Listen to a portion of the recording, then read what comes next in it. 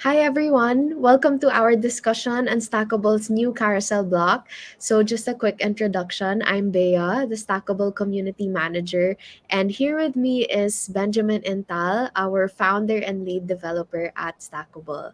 So, thank you all for joining us today. We're super excited to introduce the carousel block to all of you. It's been highly anticipated and requested by you guys, our users. So we wanted to take this chance to explore its features further and show you how to make the most out of it. And in this session, Benjamin will showcase some live demos and um, maybe some questions regarding the carousel block as well.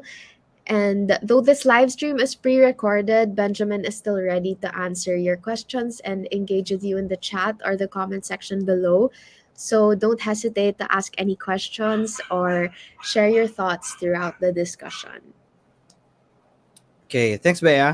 So the carousel block is one of those building blocks for a website that a lot of our users have been asking for, and so I'm happy that to announce that it's finally here. Although this is just a short video because it's just a simple block, to be honest. But we want to show you some tricks later in the demo that you can use to make the most of the carousel block. So let's kick off our discussion with the first question. What exactly is the carousel block? So the carousel block is a container type block. It's part slider, part carousel, and then inside of your carousel you have slides that transition between each other. So nothing new there. It has arrows on the sides that you can use to navigate left and right, and then there are also dots below the carousel that can be used for navigation as well. Um, you can have one slide visible at a time, and then it moves to the side or it fades away to make way for the next slide. So alternatively, you can also have more than one slide visible, and then things would slide in one at a time. So it seems that the carousel block is very similar to one of our features that we just released earlier this year, which is the horizontal scroller. And of course, though, there are differences between the two. But I'm sure we have users who are curious about how the carousel block differs from the horizontal scroller. So could you share with us how they differ from each other? Okay, so first off, good question. At first look, the carousel block and the horizontal scroller block may look similar to each other. They have similar uses, and if you change the right options, you can make them look basically the same. But I think the difference lies between their intended use. So for the horizontal scroller, you can have a long list of things that stretch far outside to the right of the screen, and your visitors can scroll and swipe quickly to check them all out.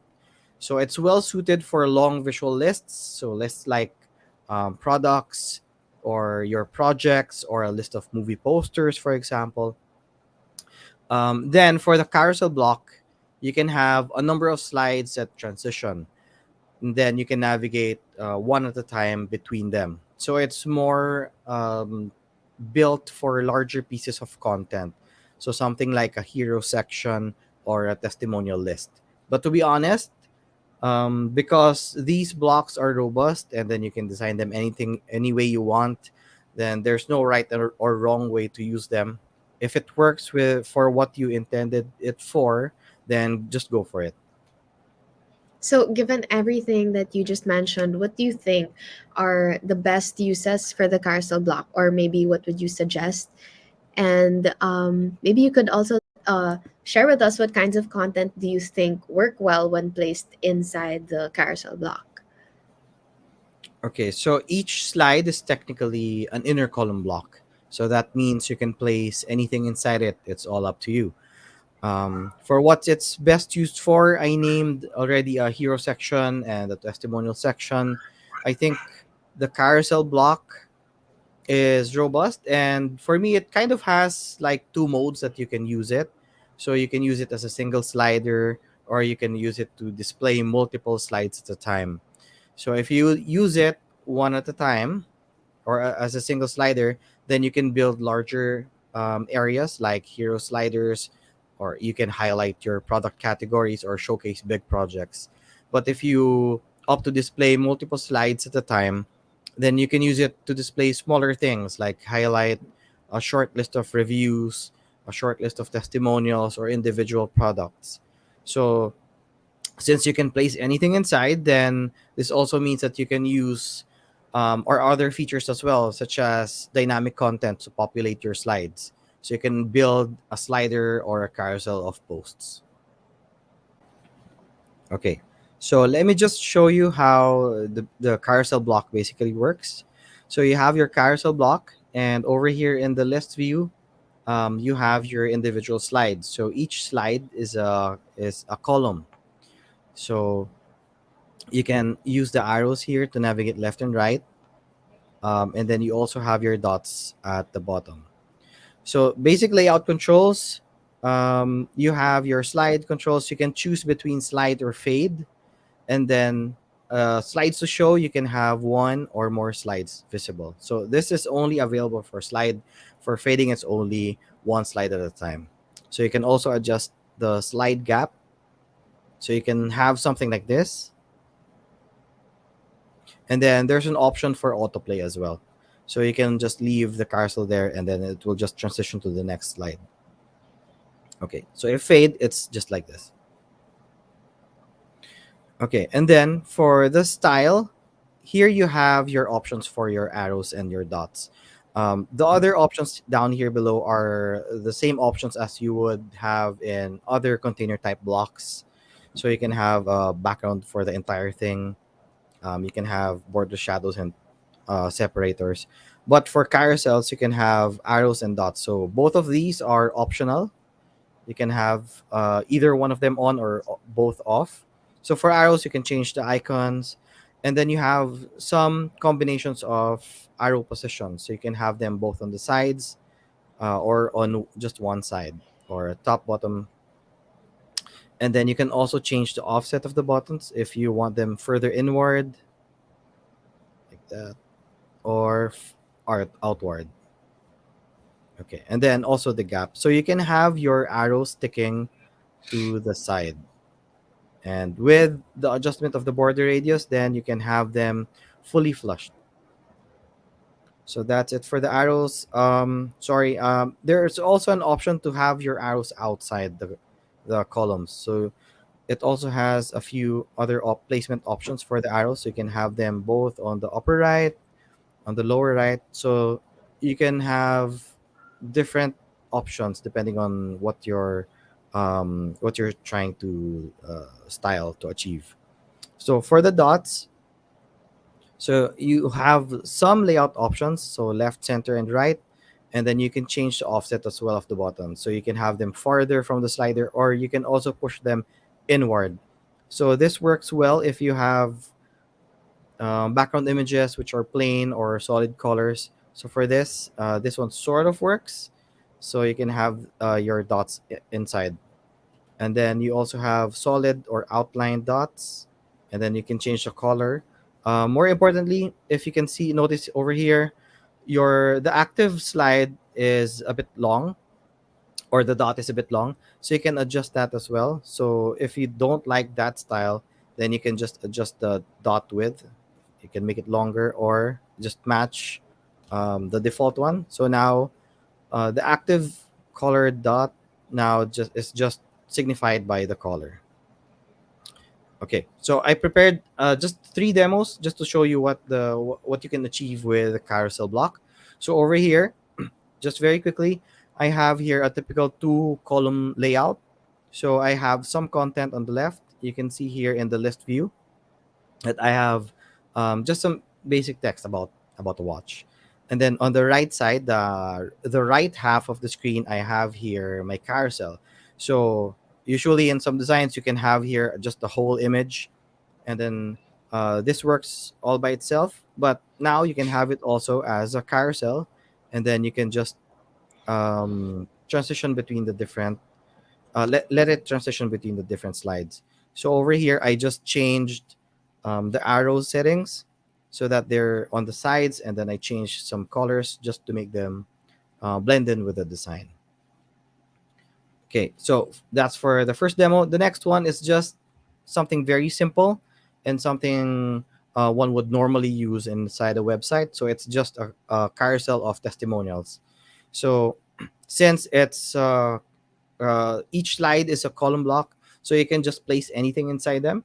So over here, I just have an image, sorry, a text, an image, and then another text again, and then I just repeated those for the other slides, and you basically have your testimonial slider right away.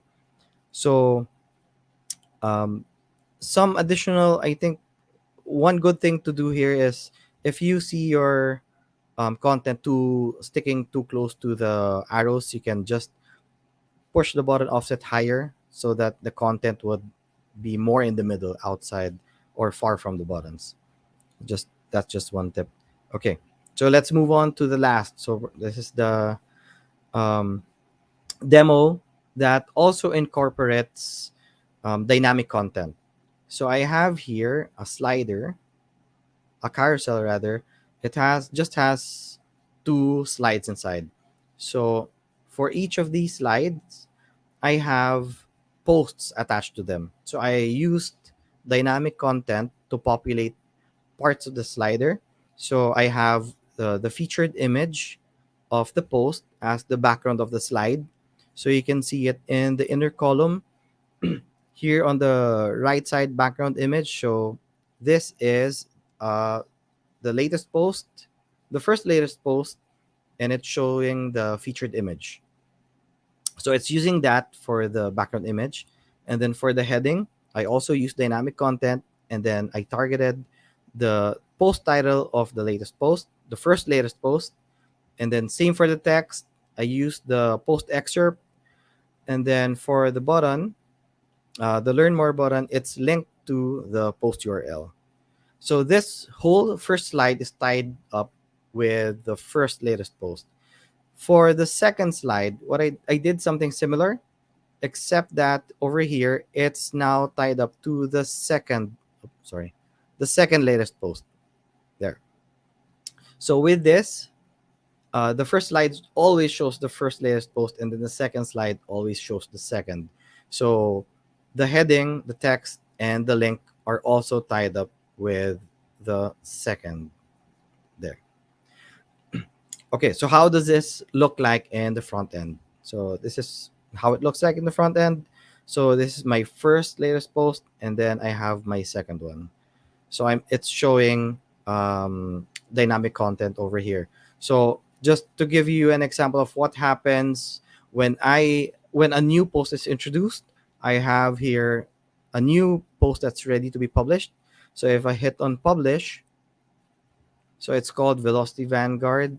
And then if I go back to my carousel and I hit on refresh, the first slide now reflects properly the new latest post. So it's now Velocity Vanguard. And then the previous first post gets pushed to the second slide. So this is another way that you can use carousels, dynamic content inside your carousel to display dynamic content to your latest post. Yeah, okay, that's it. Great. So thank you, Benjamin, for showing us and providing a detailed demo of how to make the most out of the carousel block. And like you mentioned earlier, it may seem like such a simple and straightforward feature, but there are actually like various purposes for it. And yeah, so that's basically it. That wraps up our discussion on the carousel block for today. While it was a very brief discussion, we hope that you found it helpful for when you use the carousel block. And thank you guys for being here and joining us today.